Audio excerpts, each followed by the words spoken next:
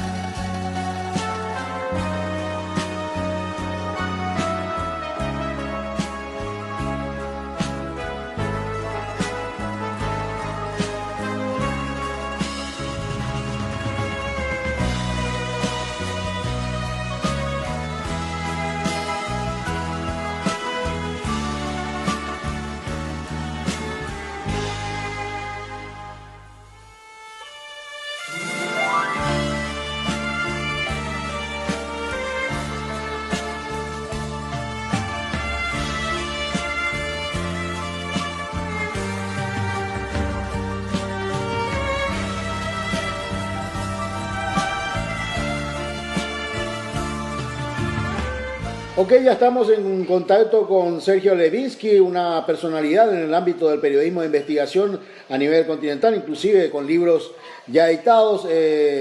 Estamos hablando de una persona que ha hecho varias investigaciones dentro de lo que es la Conmebol, lo que es la AFA, y bueno, en estos momentos haciendo una experiencia muy rica, muy buena en términos de profesionalismo en cuanto a la cobertura del Mundial en Rusia 2018. Estamos hablando de Sergio Levinsky, que gentilmente nos está atendiendo desde Rusia. ¿Cómo está, Sergio? Un placer. Gracias por atendernos. Esto es Sin Falta Investiga. No, gracias a ustedes, gracias a ustedes. Es un placer para mí hablar con ustedes también. Así que para lo que ustedes quieran saber acá desde Rusia. Bien, Sergio, contanos un poquito cómo estás viviendo todo este tema, este clima del Mundial ahí en los últimos días, digamos, de esta tremenda organización que significa el Mundial FIFA 2018. Bueno, es un mundial bastante extraño, Ahora mismo yo me encuentro en una peatonal muy cerca de la Plaza Roja y les cuento que prácticamente la sensación es que el mundial terminó. No hay casi camisetas, no hay hinchas de ninguno de los 4 seleccionados que quedan. Bueno, se puede entender más en el caso de Bélgica y de Inglaterra porque juegan en San Petersburgo, pero de cualquier forma es bastante raro no ver camisetas de ninguno de los finalistas, prácticamente nadie. Ya creo que los rusos han asumido que el Mundial terminó y van por la calle pensando en su vida cotidiana, nada más. En general fue un Mundial en que se separó bastante, el ruso separó mucho la actividad diaria de lo que es el acontecimiento deportivo. Veía con extrañeza nuestras acreditaciones, tantos símbolos con pelotas, con signos del Mundial, con colores, pero con cierta distancia. Y ahora prácticamente es nulo. Es decir, este fue un Mundial, les diría, latinoamericano. Fue un Mundial en el que el 80% del aporte de hinchas, del aporte del color, y todo lo pusieron los latinoamericanos. En la medida que las selecciones latinoamericanas fueron quedando eliminadas, el Mundial fue perdiendo fuerza, fue perdiendo color, fue perdiendo espectáculo, y ahora es casi como si fuera un congreso internacional de medicina, o algo así. Realmente es bastante extraño eso. Uno esperaba más franceses, por ejemplo, que es un país, Francia, que está muy vinculado al fútbol, que tiene ya un título del mundo, Eurocopas. Justamente Francia es uno de los 2 países que tiene todos los títulos que existen en fútbol, en varones y mujeres, todo lo que hay. Sin embargo, aquí no han venido hinchas franceses y ¿saben cuándo se nota mucho? Cuando suenan los himnos. Cuando suenan los himnos se escucha muy poca gente que canta la Marsellesa, por ejemplo, o God Save the Queen, muy poca gente. Y por ejemplo, en el partido pasado de Francia, de la semifinal, en el entretiempo se escuchaban los brasileños cantando sus propias canciones, aprovechando ese lapso de 15 minutos, o los rusos cantando Rusia, Rusia, también como para marcar la localía, pero casi no hinchas ingleses o franceses, es muy raro eso. Puede deberse también a que hubo un boicot declarado a Putin por parte de los gobiernos de estos países, y entonces muchos hinchas no viajaron. Pero bueno, esperamos que la afluencia sea el día del partido o mañana sábado, que es ya cercano al partido, muy cerca, ¿no? Contanos un poquito, Sergio, fuiste a la casa de la Conmebol ahí en Rusia. ¿Cuál era el objetivo, el fin de esta casa de la Conmebol ahí en Rusia? Bueno, la casa de la Conmebol es una cosa bastante rara, muy lujosa, que cuando se presentó realmente fue un acontecimiento tremendo, vino Infantino, hubo jugadores muy importantes sudamericanos presentes allí, pero eso fue diluyéndose en la medida que el torneo avanzó. Es decir, pareció una gran idea de juntar a todos los periodistas sudamericanos o latinoamericanos en esa casa, muy lujosa, no tan efectiva como lujosa, yo diría, ¿no? Tenía algunos elementos interesantes para trabajar, pero en la medida que es una casa que estaba un poco alejada del centro, no estaba mal, pero un poco alejada, y entonces en la medida que uno tenía actividades o viajes, cuando empezaron por ejemplo los viajes a otras ciudades, los periodistas no tenían la posibilidad de acercarse mucho, es decir, los partidos en sí consumen mucho tiempo y viajar lleva en Rusia muchísimo tiempo, lleva a veces casi medio día o 3/4 parte del día, depende de la ciudad que uno vaya. Entonces eso hizo que se fuera vaciando. Empezaron con algunas buenas actividades, pero casi todas estaban ligadas al tema jugadores de fútbol, clínicas de jugadores. Después no tanto otras cosas.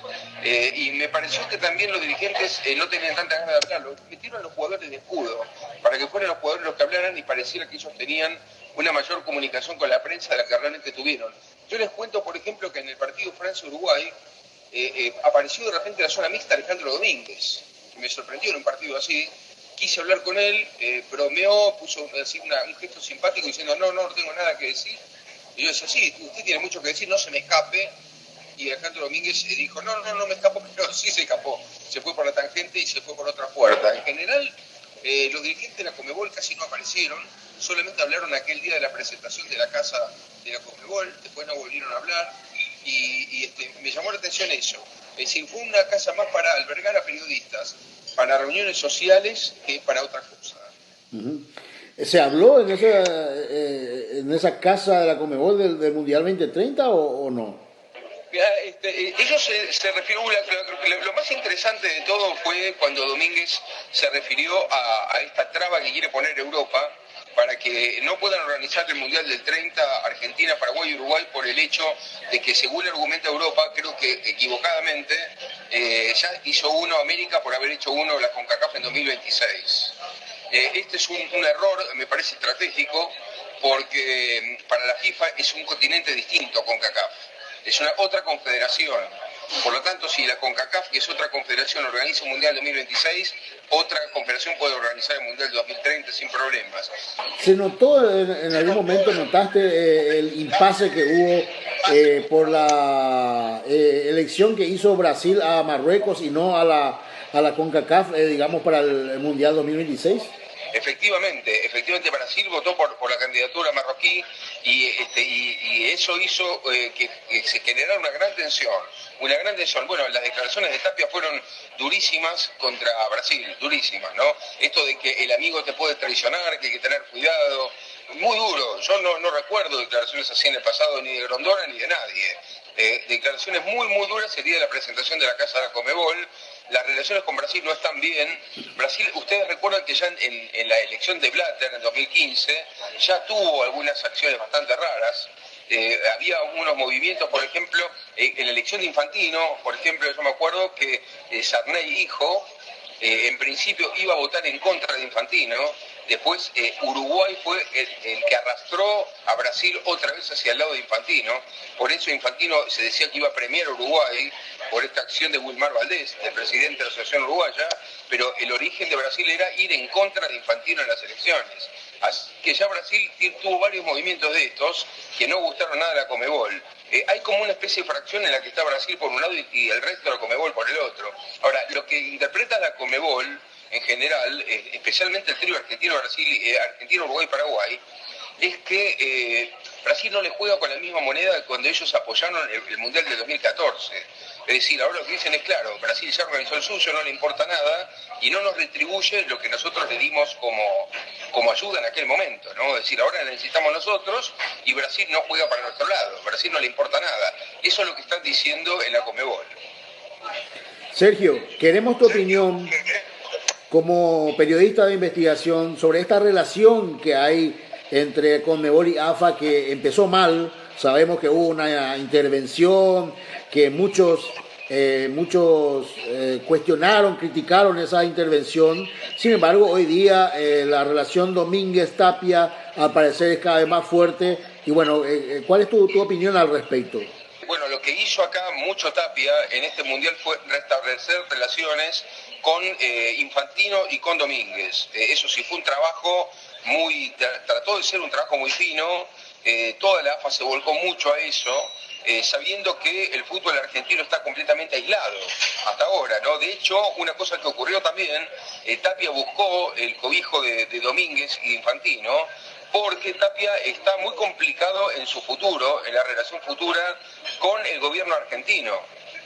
Saben que después del Mundial que hizo Argentina, que fue desastroso desde el punto de vista futbolístico y organizacional, Tapia realmente está pendiendo de un hilo y la única forma de salirse es tratando de echar a Sampaoli mostrando cierta acción. Pero si no lo consigue, Tapia está realmente mal, porque Tapia tiene a su suegro, que es el presidente independiente, Hugo Moyano, que es un sindicalista muy opuesto al gobierno de Macri. En este momento Moyano hizo un viraje y está prácticamente cerca de Cristina Kirchner, otra vez. Con lo cual, Tapia, que es el yerno de Moyano, el presidente de la AFA, está casi colgado de un pincel ahí. Entonces, lo que él buscó es, según cobijo, por ejemplo, buscó afanosamente conseguir la vicepresidencia cuarta o quinta de FIFA, más que nada como en paraguas de inmunidad ante una acción futura del gobierno argentino, como diciendo, no me van a echar ahora que estoy en FIFA, después de tanto tiempo navegando en solitario Argentina, porque desde la muerte de Grondona quedó completamente afuera. Entonces lo que buscó Tapia mucho, también con Domínguez y por supuesto también con Infantino, es insertarse otra vez o insertar a Argentina lentamente en el concierto internacional del fútbol, porque Argentina estaba aislada hasta ahora y de hecho Argentina integra 4 comisiones en FIFA, que casi diría que son 4 comisiones simbólicas, porque Javier Zanetti está en la comisión de organización de fiestas, Carolina Gentilciano también está en la comisión sin ningún peso, el único que tiene algún peso es Donofrio, el presidente de River, pero después el resto de los casos son todas comisiones, yo diría que simbólicas. Entonces, Tapia buscó algún cargo, aunque sea honorífico, pero algo de paraguas para el futuro sostenerse de alguna manera en la Argentina, ¿no? Parafraseando un poco el título de uno de tus libros, que dice AFA, el fútbol pasa, los negocios quedan, y yo le cambiaría un poco Conmebol, el fútbol pasa, los negocios quedan. Recientemente vimos como una de las filiales de MediaPro, Image, en Estados Unidos, se declaró culpable nuevamente del pago de sobornos a dirigentes deportivos y bueno, pagó una fuerte multa en medio de acusaciones fuertes de parte de la Fiscalía de los Estados Unidos. MediaPro hoy es una empresa que tiene la exclusividad de los derechos del VAR, sabemos perfectamente, y bueno, como que viene de la mano de ese título que le has puesto a tu libro y que nos gustaría que opines al respecto sobre estas cuestiones que hacen al quehacer administrativo de hoy de la Conmebol. Sí, bueno, muy interesante, Marcos, tu pregunta sobre MediaPro. Efectivamente, bueno, MediaPro tuvo bastante acción sobre esto. A mí me llama la atención que en su momento se quejara tanto en Buenos Aires el titular de MediaPro, ¿no? Sobre cómo manejó Clarín o cómo manejaron los medios el tema de la elección de Tapia, por ejemplo, para la presidencia y los derechos de televisión para Argentina. Pero MediaPro estaba también metida en todo ese tema. Y lo que llama mucho la atención, y lo que noté acá, Marcos, eso lo quiero resaltar, viene bien tu pregunta, porque lo noté, por ejemplo, el día de la presentación de la Casa de la Conmebol en Moscú, que todo sigue igual, eso es lo que hay que decir claramente, todo sigue igual en FIFA y en Conmebol con Sudamérica y los derechos de televisión, todo sigue igual, lo que lograron es un viraje para que todos aquellos que parecía que salían o que estaban involucrados en algo, cambiaran sus caras, se pusieran alguna careta, dieron algún cambio de ropa, algún cambio de indumentaria, pero de fondo sigue igual todo. Y yo creo que esto es el nudo gordiano fue aquella vez que se iba a presentar Wilmar Valdés como presidente, como candidato a presidente de la Conmebol, y se terminó presentando Domínguez, según lo que yo sostengo y en el libro también, que eso es porque el sistema necesitaba un candidato que mantuviera el statu quo de los derechos de televisión. Y entonces Wilmar Valdés no mantenía ese statu quo, de hecho es un hombre cercano a Paco Casal, no mantenía el statu quo, había hasta peligro de que algunos capitales árabes se acercaran al fútbol sudamericano, y ante eso lo que hizo la Conmebol fue apelar al statu quo de Alejandro Domínguez, que mantenía los negocios de la época de Leoz, básicamente. Es decir, que los mismos que tenían los derechos los sigan teniendo. Entonces, eso es lo que pasó en este mundial, se siguió cocinando eso. Entonces, fíjense ustedes que, por ejemplo, Torneos aceptó también ante la justicia de los Estados Unidos toda la coima, MediaPro acepta también y paga, pero todos siguen teniendo los derechos, nadie los pierde. Por ejemplo, nadie le preguntó a Infantino hoy en la conferencia de prensa sobre el tema de derechos. ¿Cómo puede ser que la FIFA se supone que limpia, que viene a limpiar la cara, que viene a cambiar las cosas, mantiene el mismo statu quo y la Conmebol lo mismo? Fíjense que de fondo nada ha cambiado. Son caras nuevas, dirigentes con otro nombre en el sello, en las tarjetas que entregan, pero de fondo los negocios siguen siendo los mismos, exactamente lo mismo. Lo que decías es perfecto, se podría cambiar mi libro de AFA por poner Conmebol y sería todo igual. Los negocios siguen siendo los mismos y por eso es una dirigencia que no habla. Ustedes fíjense que es muy llamativo que Blatter, un tipo con tanta corrupción atrás, hablaba más con la prensa que Infantino. Blatter hablaba más con la prensa que Infantino. Hasta inclusive Leoz tiene un mismo trato con la prensa casi que Domínguez. Es apenas el cambio. Es un cambio que no es muy perceptible. Porque de fondo esto es como los jugadores que se tapan la boca en los partidos para hablar, porque no quieren que se escuche o que se vea lo que dicen. Bueno, lo mismo pasa con los dirigentes. Los dirigentes no es que se tapan la boca, no hablan directamente, entonces no se sabe nada de ellos. No hay un intercambio. La FIFA, hasta el Mundial pasado, tenía una conferencia de prensa diaria a las 11 de la mañana. Yo me acuerdo hasta el horario. Todos los días 11 de la mañana en la sala de prensa había una conferencia de prensa para hablar del devenir del torneo. Ahora la FIFA habló una vez en todo el torneo. Nada más, una vez sola. No hablaron esto a las 11 de la mañana todos los días. La Conmebol, lo mismo, hay una casa de la Conmebol, pero vas ahí y Domínguez no está. No es que Domínguez está, no, hay unas mesas para periodistas, pero no está ahí Domínguez para hablar con nadie. Y Domínguez debería estar ahí. Porque si hay una casa de la Conmebol, Domínguez tiene que estar ahí para hablar con los periodistas, pero Domínguez apareció una vez cada tanto. Entonces yo creo que ahí está la cuestión de los negocios. Todo sigue igual. Bien, Sergio, redondeando un poquito la charla y para dejarte hacer un análisis final de lo que ha sido tu experiencia en Rusia y fundamentalmente te pido un análisis de lo que es la Conmebol hoy día. ¿Cómo ves? ¿Se puede mejorar? ¿Hay visos de mayor transparencia? ¿Cómo vos ves la situación a hoy de la Conmebol? Para terminar. Yo creo que lo nuevo está dado en la tecnología. A mí me parece que eso puede generar un cambio siempre que otra vez más la Conmebol y la FIFA quieran realmente el cambio y no sea por una presión externa. Es decir, hasta acá la tecnología da la sensación de que es como consecuencia de una presión externa de los periodistas, de los medios, de los reclamos, porque siempre se favorecían los más poderosos. Entonces, a partir de ahí es que se implementó el tema del VAR. Pero ahora viene una cantidad de problemas. Ustedes recién dieron en el eje con uno muy claro. El VAR lo va a manejar MediaPro. Bueno, si lo maneja MediaPro hay que ver quién controla a los que controlan, ¿no? Ese es el primer punto. ¿Quién controla a los que controlan? Y después está el segundo punto, que es por qué le preguntaron en la conferencia de prensa de Busaca y de Colina, que son los que están a cargo del comité arbitral, sobre por qué no puede el espectador conocer lo que dialoga la gente del VAR con el árbitro. Es decir, ¿cuál es el problema de conocer que le diga, no, mirá, la cámara dice esto, y el árbitro diga, no alcanzo a ver bien, no, pero fue penal, no lo veo bien, fíjate tal como le empuja? Bueno, ¿por qué nosotros no podemos conocer ese diálogo si total todo debería ser transparente? Y sin embargo ellos no quieren que se conozca este diálogo entre las partes, ¿no? Otra cosa interesante, en este mundial, por ejemplo, el VAR se controla desde el IBC, International Broadcasting Center, ¿no? O sea, no está en la cancha, la gente del VAR está fuera de la cancha, está en el IBC. Bueno, en el IBC están las grandes empresas, los controladores de los derechos. En el IBC está Torneos, en el IBC está O Globo, en el IBC está Televisa, en el IBC está MediaPro, en el IBC está Canal Plus.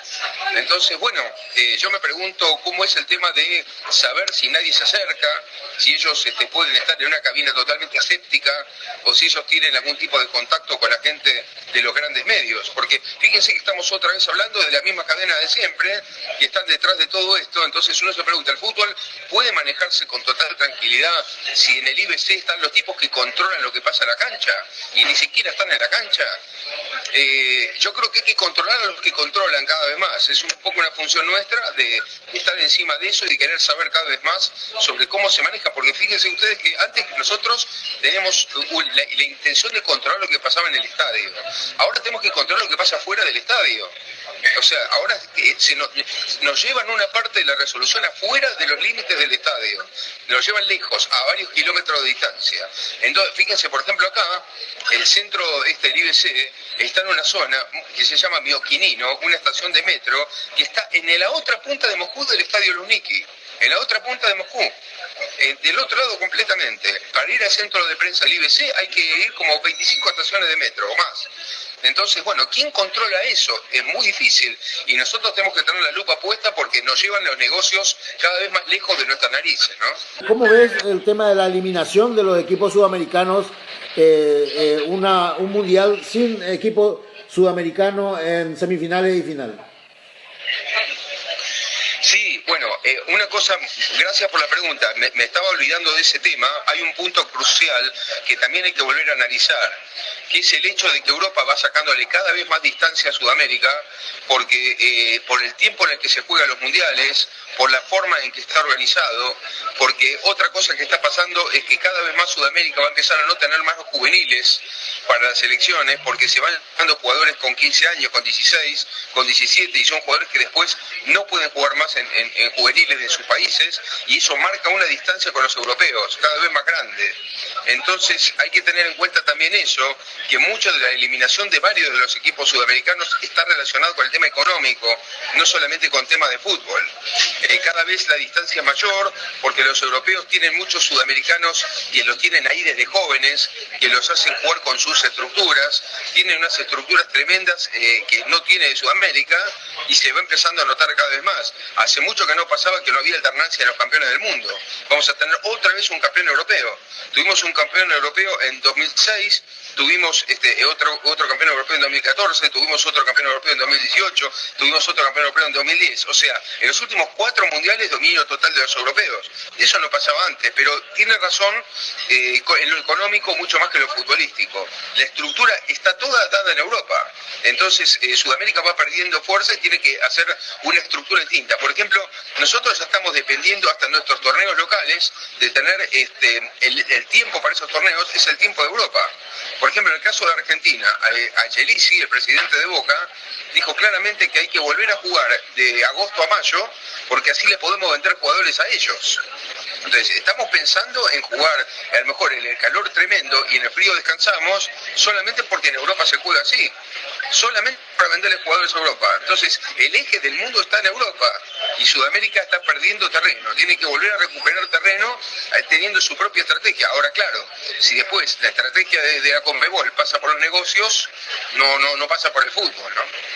Bien, Sergio, muchísimas gracias por este contacto. Agradecemos tu gentileza para con nosotros. Sabemos que estás con mucha tarea ahí en Rusia, sin embargo, tuviste un tiempo para atendernos a nosotros acá de Sin Falta. Te agradecemos por ello y te deseamos el mejor de los éxitos para lo que resta de esta cobertura del Mundial Rusia 2018 y un feliz retorno a la Argentina nuevamente. Muchas gracias, Sergio. No, por favor, para mí es un enorme placer. Además, saben que les tengo un aprecio enorme, personal y profesional. Son de los mejores profesionales del continente, así que para mí es un enorme placer estar en contacto con ustedes de acá. Saludo cordial, Sergio, y hasta un próximo contacto. Un gran saludo, hasta luego. Hasta luego.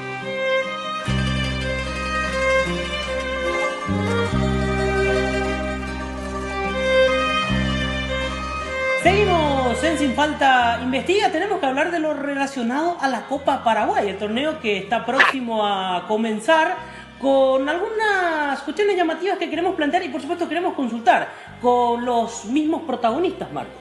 Así es, Federico, y para ello ya estamos en contacto justamente con el presidente del club colegial, el señor Javier Zacarías, quien gentilmente nos está atendiendo para evacuar algunas consultas con relación a esta Copa Paraguay. ¿Cómo está, presidente? Muy buenas tardes, esto es Sin Falta Investiga, gracias por atendernos. Sí, muy buenas tardes para ustedes, jóvenes de Sin Falta, estamos a las órdenes. Presidente, ¿cuál es su opinión con respecto a este primer partido de la Copa Paraguay? Van a enfrentar al 2 de mayo de Pedro Juan Caballero, tendrán que realizar un viaje bastante extenso hasta la capital del departamento de Mambay para su primer partido. ¿Cómo tomaron esta decisión de la APF de jugar en condición de visitante? Y bueno, en realidad que a nosotros no dificulta mucho, vamos a decir de verdad, porque justo jugamos un jueves a la noche. Significa que vamos a tener que viajar un día antes, jugar el jueves a la noche, volver a la noche, y sí o sí el domingo vamos a tener que jugar nuestro torneo, ¿verdad? Es un poco dificultoso justo el sitio que nos toca, pero nos queda también un tiempo prudencial, ¿verdad? Es decir, el 23 de agosto nosotros vamos a Pedro Juan. En realidad que nos hubiese gustado que sea un punto equidistante, ¿verdad? Para ambos. Pero ya está, ¿verdad? Vamos a ver con quién también nos toca nuestro sitio en esa semana, a ver si podemos posponer nuestro partido, porque por reglamento es 72 horas, ¿verdad? Nosotros jugamos el jueves y sí o sí nos van a querer hacer jugar el domingo otra vez el torneo local. Y como te dije, nuestra prioridad es ascender este año. Le vamos a dar un poquito más de importancia al torneo del ascenso, ¿verdad? Queremos ascender a la intermedia, esa es la prioridad este año. Presidente, ¿cómo se elige o cómo se eligieron, digamos, los locales para las sedes para disputar esta Copa Paraguay? En el sentido de que, bueno, como usted está mencionando, ustedes tienen que hacer el gasto, digamos, de trasladarse hasta el lugar donde van a enfrentar prácticamente al equipo de local. ¿Cómo se definió esta situación de las sedes? Y bueno, en principio lo que se dijo es que los clubes cabecera, ¿verdad?, van a mantener su localidad pensando en la recaudación, y tratando de hacer doble jornada, ¿verdad?, para que entre más gente, haya más recaudación y se dividan entre los 4 clubes. Y en principio se aceptó, ¿verdad? Para que vamos a mentirnos, todos aceptamos eso, pero lamentablemente nos tocó a nosotros irnos ahí, ¿verdad? Antes del sorteo ya se avisó eso y aceptamos todo, ¿verdad? No nos queda otra que cumplir solamente ya el filtro. ¿Eso se manejó a nivel divisional? ¿Hubo una reunión aparte con los delegados o presidentes de los clubes clasificados de otras categorías? ¿Cómo fue eso, presidente? No. Los clubes casi no tienen acceso a la dirección del torneo, te voy a decir, ¿verdad? Ahí está el director, el que programó todo, la forma de jugarse, y nosotros solamente ya estamos cumpliendo cómo se está desarrollando, ¿verdad? Desde luego que aceptamos competir y ahí tenemos que cumplir solamente ya el reglamento, te voy a decir. Pero no tenemos acceso nosotros a la construcción de la programación. Ahora lo que sabemos es que si pasamos 2 de mayo, jugamos contra el rival que viene a ser el Cerro Porteño, ¿verdad? Eso es lo que más o menos estamos manejando. Presidente, y en este juego que van a disputar en Pedro Juan, ¿cuánta recaudación creen de que van a recibir? O sea, ¿qué monto aproximadamente piensan que van a recibir? Y la realidad que no te puedo decir, porque no creo que haya tampoco mucha recaudación.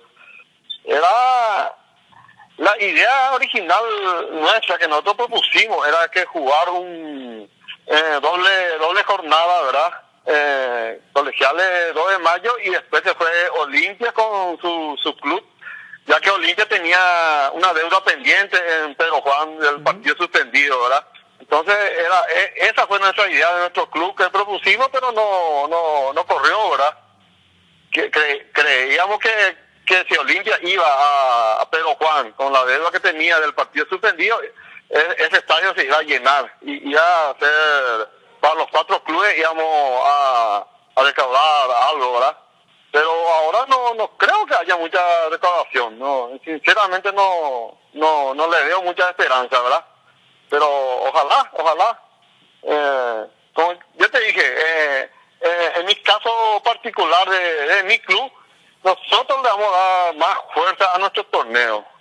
Ahora si se da pasar a la siguiente ronda, bienvenido sea, pero en este momento nosotros estamos como para ascender, entonces nos vamos a dedicarnos un poquito más a nuestro torneo. Así es, joven. Presidente, ¿cómo hace para motivar a los jugadores en el aspecto económico para este partido de la Copa Paraguay? Porque dependen de la recaudación, y digo, ¿cómo hacen para decirle a los muchachos, bueno, ganamos este partido y van a tener tanto de premio? Y en este sentido, por ejemplo, nosotros tenemos la ventaja de que si pasamos 2 de mayo, vamos a jugar con Cerro. Y la mayoría de los muchachos, ¿verdad?, están con esa mentalidad, jugar contra Cerro, jugar en el estadio, si es posible, de la olla, la nueva olla. Entonces, más bien viene la motivación con ese objetivo de salir también en la televisión. Como sabés, la D es una categoría muy olvidada, es decir, no tenemos prensa, no tenemos radio, no tenemos televisión. Entonces, más bien viene por ese lado la motivación de los muchachos. Casi no es monetario esta copa. Más bien para mostrarse y jugar contra clubes de primera división y salir en la tele, como se dice. Más bien por ahí viene la motivación. Presidente, ¿y este gasto que van a hacer, digamos, de traslado hasta Pedro Juan, lo asumen el club o tienen alguna suerte de apoyo, de colaboración de parte de la organización del torneo? No, ese está es la organización, Hotel y micro es de la organización. Te dan un monto X y vos tenés que manejarte con eso, ¿verdad? Pero está asumido por la organización. ¿Cuánto es el monto, si se puede saber? No, todavía no establecieron. Como te dije, el 23 de agosto recién nosotros nos vamos. Ya. Todavía no está establecido para Pedro Juan. Pero me supongo que la otra semana por ahí ya ellos van a tener una escala donde que nosotros tenemos que hacer uso de eso, ¿verdad? Y saber administrar, porque como te dije, jugamos a la noche, volver toda la noche es jodido. Un título muy complicado. Muy difícil que nos tocó. Bueno, presidente, muchas gracias por el tiempo, muy gentil por sus conceptos. Hasta una próxima ocasión, muchos éxitos. Dale, éxito, cuando quieran, a la orden. Muy bien, ahí pasó la palabra de Javier Zacarías, presidente de Atlético Colegiales, uno de los equipos que va a participar en esta primera edición de la Copa Paraguay. Muy bien, seguimos en Sin Falta Investiga y seguimos hablando de la Copa Paraguay. Vamos a conversar ahora con el señor Alberto Brisco. Él es presidente de Sportivo Trinense, que va a enfrentar en primera ronda a Guaireña en condición de visitante, porque el partido va a ser en la ciudad de Villarrica. ¿Cómo le va, presidente? Le saluda Federico Villar. Estamos aquí con Marcos Velázquez en Sin Falta Investiga. Gracias por atendernos. No, gracias a usted por el llamado. Un saludo para usted, para tu audiencia.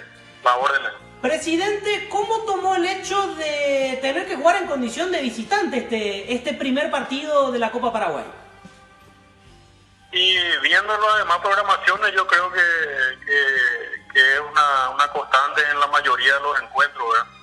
Yo creo que se le dio prioridad a los equipos del interior, entonces como el torneo en sí está muy basado en lo que son las recaudaciones, evidentemente es prácticamente la única forma de financiación de este torneo aparentemente, entonces respetamos la decisión y vamos a ir a jugar de visitante, como ustedes dicen, ¿verdad?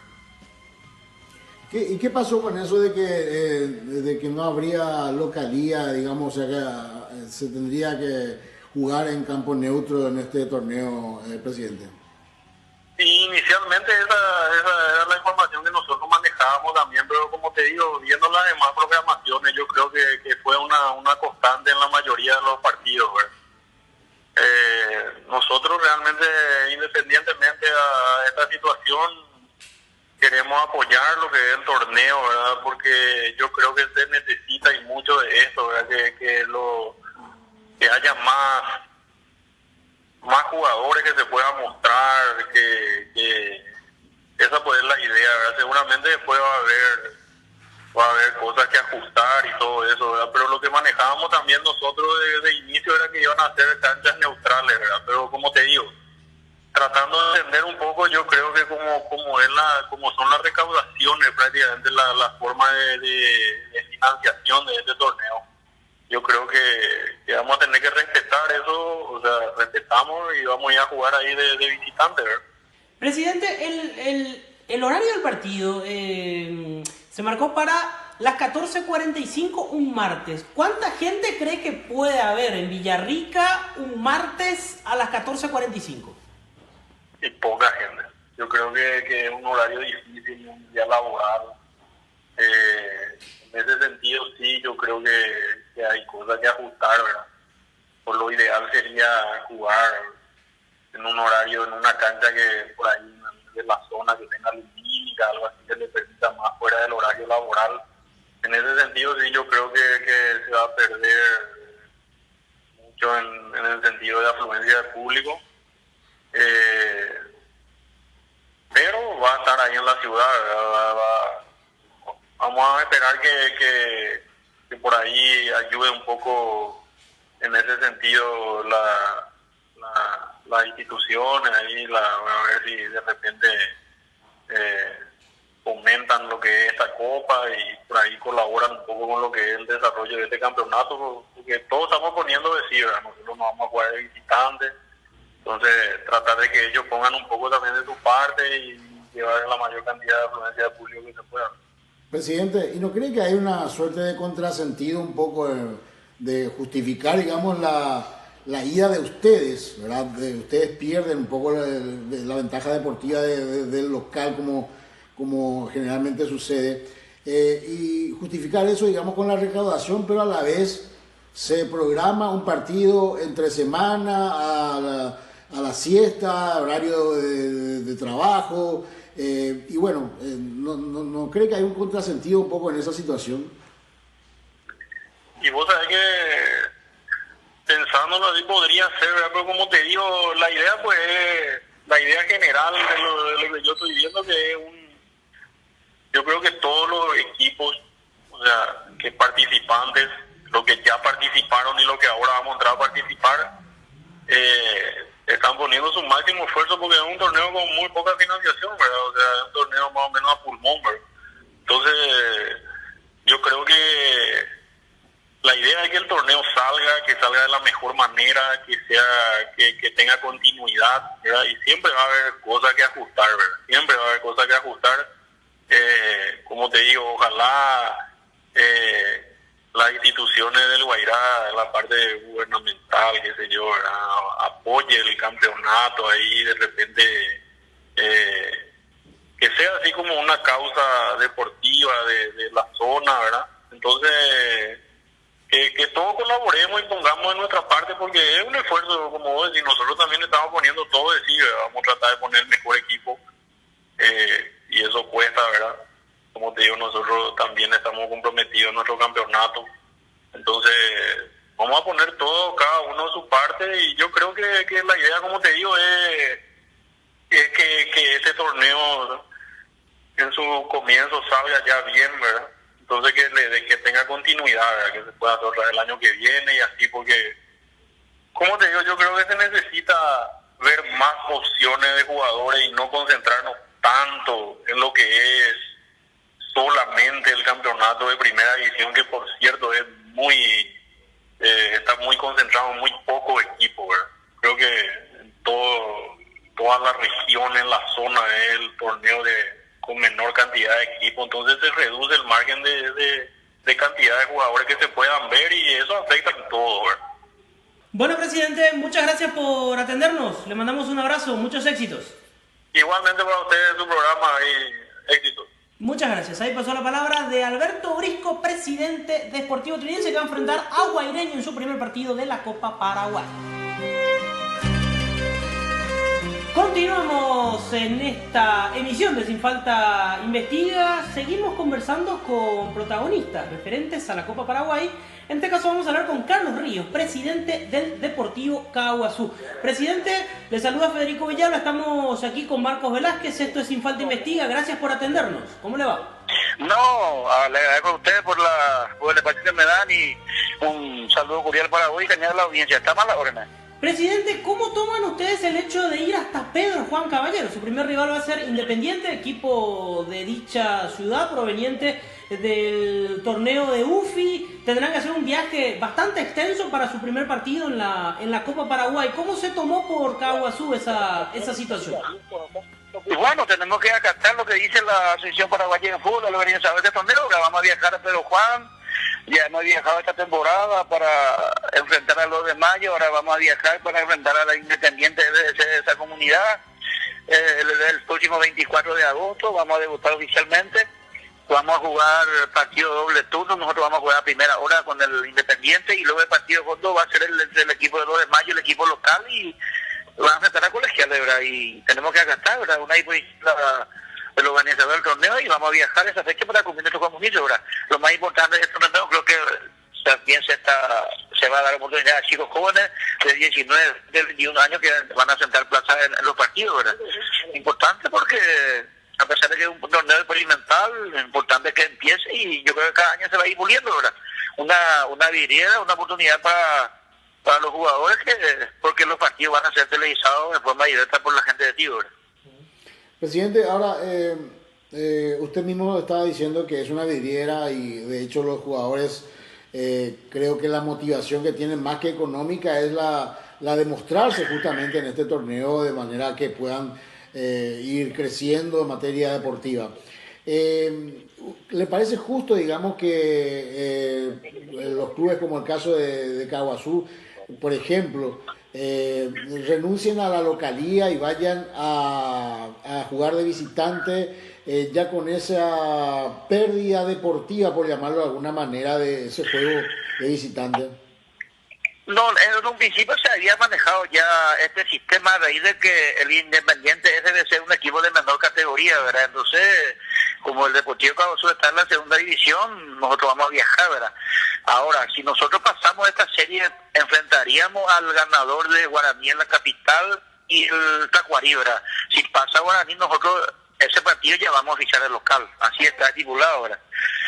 Y tenemos que acatar una disposición de la APF, de los organizadores del torneo, y vamos a acatar, no hay ningún problema, ¿verdad? Ojalá que nosotros podamos pasar esta serie, vamos a enfrentar a un rival difícil, pero si pasamos, probablemente vamos a enfrentar a Guaraní, ¿verdad? Sin merecer lo que puede ser Tacuarí, ¿verdad? Pero un equipo de primera división, ¿verdad? Y probablemente estaríamos jugando acá en el Federico Llamosa ese partido.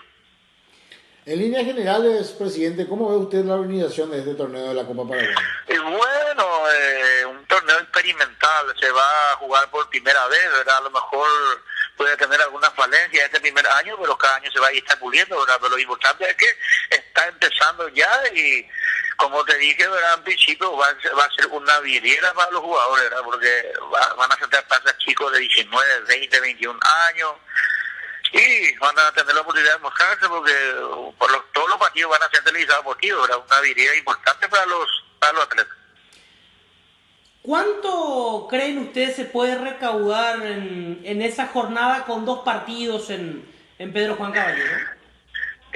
La verdad que yo no sabría decirte, pero Juan es una buena plaza, ¿verdad? Nosotros cuando estuvimos allá creo que recaudaron 40 millones de guaraníes, ¿verdad? Y se va a hacer partido doble jornada, a pesar de que va a ser un día entre semana, ¿verdad? Un día miércoles, esperamos que se recaude una buena suma, ¿verdad? Bueno, presidente, muchas gracias por el tiempo, le mandamos un abrazo y muchos éxitos. No, el agradecido soy yo por darme la oportunidad de estar en contacto con la gente y decirles que estamos siempre a disposición de las órdenes para cualquier consulta. Bueno, ya hablamos con Carlos Ríos, presidente del Deportivo Caaguazú. A ver, antes de cerrar el bloque, queremos plantear algunas cuestiones referentes a la Copa Paraguay. Hablamos tiempo atrás con Michel Sánchez, gerente de competiciones de APF, y él nos explicaba que no existirán las localías para este torneo. Una cuestión que evidentemente no se aplica, porque estamos hablando, recién estuvimos hablando con el presidente de Caaguazú, tendrán que ir hasta Pedro Juan para enfrentar a un equipo de dicha ciudad. El equipo de Alto Paraguay tendrá que jugar contra Liberación en Liberación. Santaní va a ser de local en su ciudad, en su estadio, donde juega habitualmente. Es decir, aquello de que no habrá localías no fue así. Por algún motivo no fue así. Planteando algunas cuestiones, se habla mucho de la recaudación como un factor importante para generar dinero. Nos parece correcto, pero paradójico esto, en el torneo local programan partidos en horarios que ahuyentan al público. Por el tema de la televisación. Claro. ¿Por qué? Porque los derechos del campeonato local están vendidos. Es un dinero seguro para los clubes. Entonces, podés jugar un domingo a las 8 de la noche, no hay muchos inconvenientes. Sin embargo, aquí sí se preocupan por la recaudación. Pero, hacemos algunas preguntas. Villarrica, 14:45, un día de semana, ¿cuánta gente puede haber? Estamos escuchando, por ejemplo, las diversas opiniones de los dirigentes. Y el presidente de Trinillense, Alberto Brisco, apelaba, por ejemplo, a las instituciones gubernamentales y compañía. Entiendo yo que lo que quería decir era que, por ejemplo, se vea suelto en la oficina de de la municipalidad, de Copaco, de la zona, sí, ¿verdad? Cosa que no, para mí particularmente no se justifica para nada. Ahí por más que sea, ya nos metemos en otro campo. Nos metemos en otro campo. No se justifica para ir a ver un partido de fútbol, de verdad, darle a suelto al funcionariado y dejar de trabajar. O sea, si de repente en el interior hay ese tipo de tradición, por llamarlo de alguna manera, de que cuando hay algún evento que congrega a toda la población y la municipalidad declara asueto, bueno, vaya y pase, pero para ir a ver un partido de fútbol no, que realmente creemos de que no se justifica para nada. Ahora, lo veíamos, decías que Michel Sánchez ya nos había dicho que no iba a haber localía. Después cambia un poco la terminología de localía y habla de una localía compartida. Sí. No, término que, no sé, buscamos un poco en el diccionario, en el diccionario de la APF, de la FIFA, de la Conmebol. La verdad que no encontramos en ningún lado la localía compartida que habla Michel Sánchez. Nos gustaría que explique un poquito más de qué se trata esta localía compartida, porque la verdad que me parece algo, un invento de este señor, ¿verdad? Para tratar de justificar lo injustificable, porque no existe localidad compartida. La localidad es una sola y es la que, digamos, ejerce el club de donde es sede, ¿verdad? En este caso estamos viendo que varios equipos van a tener que trasladarse varios y muchos kilómetros para enfrentar a equipos que son ahí de la zona. ¿Cuánta gente puede ir a partidos en los que no están involucrados equipos grandes? 2.000, 3.000 personas. Por ejemplo, otro caso, Sudamérica de Paraguarí va a jugar frente a Libertad en cancha de General Díaz. Sudamérica tendrá que hacer un viaje de cerca de 60 kilómetros para enfrentar a Libertad, que habitualmente entrena, por ejemplo, en el predio de la Conmebol. Perdón, frente al predio de la Conmebol. O sea, Libertad da 2 pasos y ya está en la cancha de General Díaz. Y Sudamérica de Paraguarí tiene que hacer un recorrido de cerca de 60 kilómetros. El estadio de Carapeguá, por ejemplo, figura en la nómina de APF como estadio habilitado, pero el partido se juega en cancha de General Díaz. Entonces, ¿de qué integración estamos hablando? Cerro Porteño va a jugar frente a Cristóbal Colón de J. Augusto Saldívar en Capiatá. Cerro Porteño va habitualmente a Capiatá.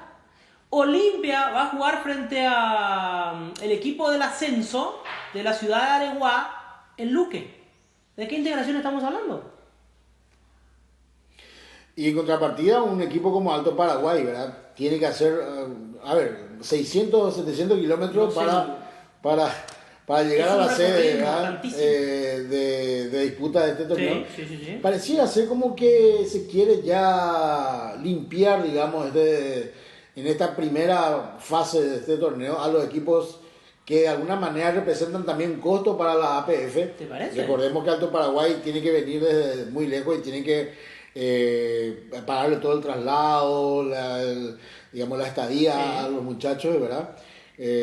Por lo menos en esta fase, porque anteriormente no lo hicieron. Y bueno, yo creo que de alguna manera lo que se quiere es ver la forma de limpiar ya esos equipos que son del interior y que representan de alguna manera gasto para la APF. Porque realmente darle la ventaja a Liberación, ¿verdad? En su cancha, contra un equipo que viene de 700 kilómetros, no me parece para nada justo, ¿verdad?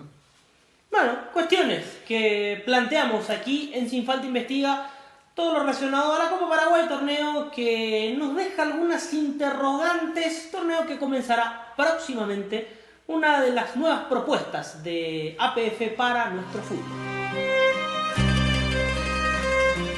Llegamos al punto final de Sin Falta Investiga, programa número 7, con opiniones relacionadas a la Copa Paraguay, algunos pensamientos que se adecuan más a lo deportivo, otros más institucionales, tratando de justificar lo que está haciendo la APF.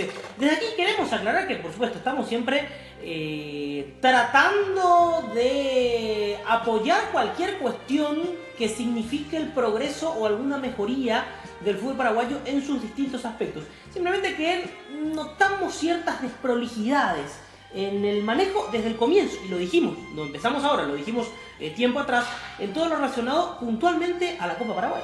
Así es, Federico, y que la audiencia sepa que no es que estamos queriendo poner palo a la rueda, sino que simplemente se haga una mejor organización. Sabemos que se puede hacer una mejor organización de este torneo y sabemos que hay un punto neurálgico en el cual quizás nadie está mirando, pero que nosotros vemos y distinguimos perfectamente, que es el tema de la financiación de este torneo, que tiene que ser indefectiblemente a través de la televisación. ¿Por qué la televisación no paga, digamos, nada a la APF por, digamos, los derechos de este torneo? ¿Por qué por qué Tigo no paga, digamos, por las transmisiones de todos los partidos de este torneo? ¿Verdad? Es una cuestión que nos llama poderosamente la atención, ¿verdad? Por un contrato anterior donde ya se estipuló de que no se iba a pagar nada. ¿Por qué? ¿Por qué se estipuló eso? ¿Por qué se dejó que Tigo, no sé, trabaje libre y alegremente en este torneo, pudiéndolo vender de cualquier manera y sin darle un solo peso a la APF, para que de esa manera pueda también mejorar la organización en estos aspectos que estamos señalando? Otro tema ya en lo deportivo que no podemos dejar pasar de largo. Los días están pasando y no tenemos técnico para la selección absoluta. Ese es un tema que realmente vale el análisis para todo un programa. Deberíamos analizar en otro momento. Simplemente desde acá decimos que nos parece insólito que esto esté ocurriendo en el fútbol paraguayo. Estamos cometiendo el mismo error que en el proceso anterior. Otras selecciones que ya se eliminaron confirmaron a su técnico, o por lo menos han confirmado que no sigue tal o cual persona, o en algunos casos hasta pidieron por la renovación del entrenador que los dirigió en el Mundial. Y nosotros no sabemos con quién se habló, no sabemos cuál es el perfil que se busca. Supuestamente se lo va a esperar, se lo sigue esperando hasta el Tata Martino, hasta diciembre. Nadie discute la capacidad del Tata y lo que ha significado para la historia de la selección, pero ¿es válido esperarlo hasta diciembre en esta situación? ¿Te acordás lo que se le esperó a Rueda y al final? Por ejemplo, sí. Teníamos la gran esperanza de que Rueda nos dirija en el último tramo de eliminatorias y finalmente él dijo que no. Bueno, hay muchas cuestiones, como dice Marcos, necesitamos, me parece, un programa completo para explayarnos en cuanto a eso, pero no queríamos dejar pasar esta oportunidad para mencionar nuestro disgusto en este aspecto, ya que, insistimos, se está repitiendo, me parece, el capítulo o aquella película del 2014. Del 2014 y del 2018, para el proceso de eliminatorias en el que finalmente no hemos clasificado. Gracias, Marcos, hasta una próxima. Perdón. Agradecer la predisposición también del colega Sergio Levicki, que nos mostró gentilmente la vivencia, nos habló sobre la vivencia que está teniendo en Rusia, en el mundial, está en el mundial, y esa rica vivencia que está teniendo allá, y hablar también un poco sobre cuestiones que hacen a la organización, al deporte de esta parte del planeta, de lo que hace la Conmebol. Agradecemos entonces al colega Sergio Levicki que nos haya atendido. Muy bien, cerramos Sin Falta Investiga número 7. Gracias por acompañarnos. Pueden seguirnos en todas nuestras redes @SinFaltaPY. Gracias, hasta una próxima.